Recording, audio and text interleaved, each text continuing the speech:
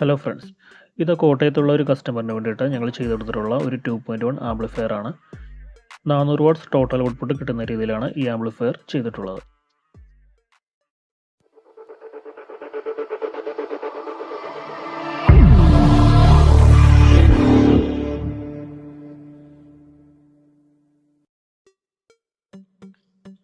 Remote കിറ്റായി ഇതിൽ ഉപയോഗിച്ചിട്ടുള്ളത് G-Starൻ്റെ remote കിറ്റാണ്. Spectrum analyser വരുന്ന ആംപ്ലിഫയറുകളിൽ ഈ ഒരു മോഡലാണ് ഞങ്ങൾ സാധാരണ കൊടുക്കാറുള്ളത്.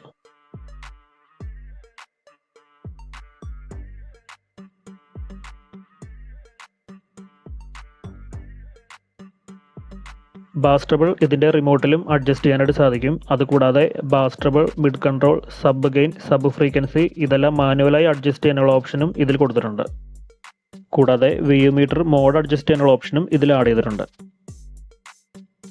ഇതിൽ 2 മൈക്ക് കണക്ട് ചെയ്യാനായിട്ട് സാധിക്കും. മൈക്ക് വോളിയം, മൈക്ക് എക്കോ ഇവ അഡ്ജസ്റ്റ് ചെയ്യാനുള്ള ഓപ്ഷൻ ഇതിൻ്റെ റിമോട്ടിലാണ് കൊടുത്തിട്ടുള്ളത്.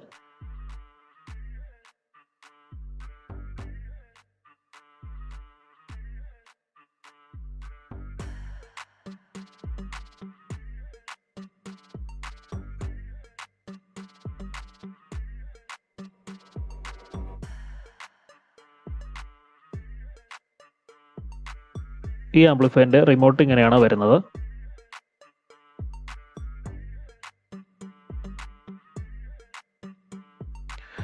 ഇനി നമുക്ക് ഈ ആംപ്ലിഫയറിൻ്റെ ബാക്ക് സൈഡിലേക്ക് നോക്കാം.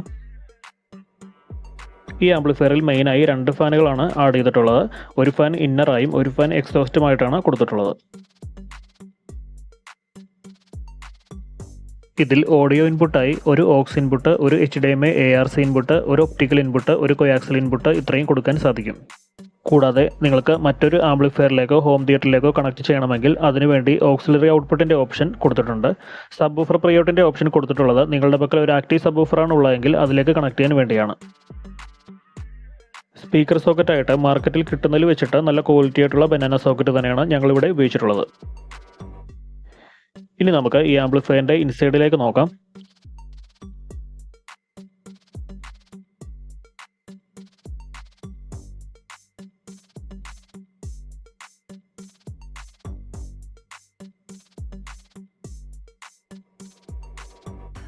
ഇതിൽ 2 ട്രാൻസ്ഫോർമറുകൾ കൊടുത്തിട്ടുണ്ട്.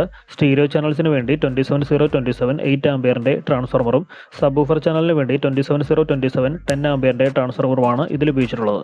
ഇതിൽ കപ്പാസിറ്ററുകളായി സ്റ്റീരിയോ ചാനൽസിന് വേണ്ടി 50 വോൾട്ട് 4200 മൈക്രോഫാരഡിൻ്റെ 4 കപ്പാസിറ്ററുകളും സബ് വൂഫർ ചാനലിന് വേണ്ടി 50 വോൾട്ട് 10000 മൈക്രോഫാരഡിൻ്റെ 4 കപ്പാസിറ്ററുകളാണ് ഉപയോഗിച്ചിട്ടുള്ളത്. ഇത് ഞങ്ങളുടെ തന്നെ പവർ സപ്ലൈ യൂണിറ്റ് ആണ്.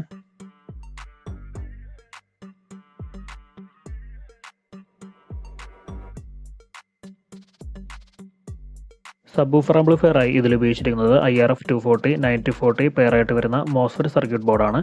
സ്റ്റീരിയോ ആംപ്ലിഫയറായി ഇതിൽ ഉപയോഗിച്ചിരിക്കുന്നത് കുമാർ ഓഡിയോസിൻ്റെ 5200 1943 പെയറായിട്ട് വരുന്ന ട്രാൻസിസ്റ്റർ സർക്യൂട്ട് ബോർഡാണ്.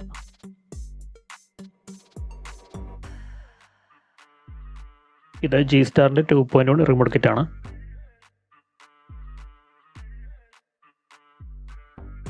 ഇത് 2 ചാനൽ ഗെയിനർ ബോർഡാണ്.